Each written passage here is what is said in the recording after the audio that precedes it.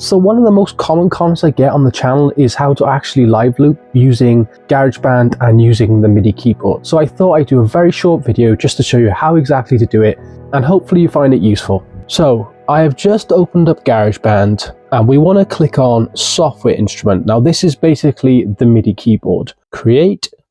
That's just given us a blank canvas in which we can now start to think about live looping. The first thing that you need to do, this top little grey section here on the project screen is actually the looping bar. There's a button on top of here which says cycle C, which you can click, which will then enable that looping section, or you can just simply highlight it, and you can highlight as much as you want. So you could literally just have a 1 bar section, you could have a 2 bar section, 3 bar, etc, etc. We're going to set it to 2 bars. There's a couple of things you need to do before you start doing your session, because to make it as smooth as possible, what you need to do is you need to preload your instruments so that when you're actually performing, you can just seamlessly move to the next instrument.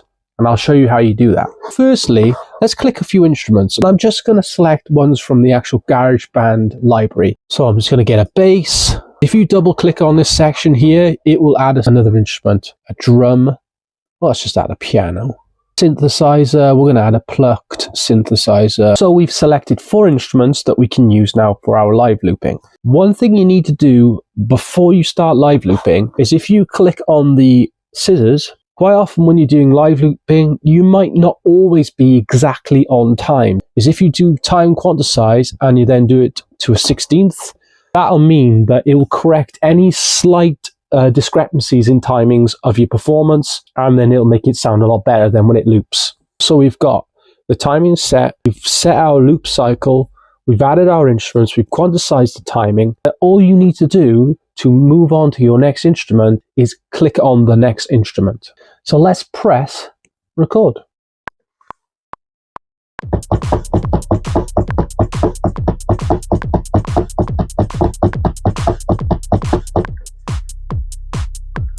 And then we click on bass, and we can go ahead and record the bass bar straight after it.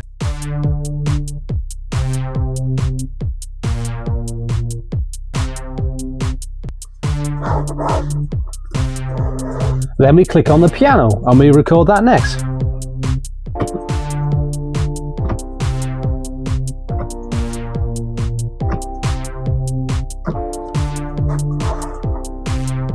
And then we can do the guitar.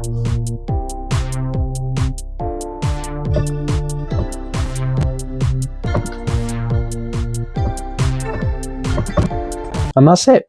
I hope you found that useful. Please like and subscribe. And if you enjoyed this type of video, then please do let me know in the comments what are the type of tutorials you'd like to see.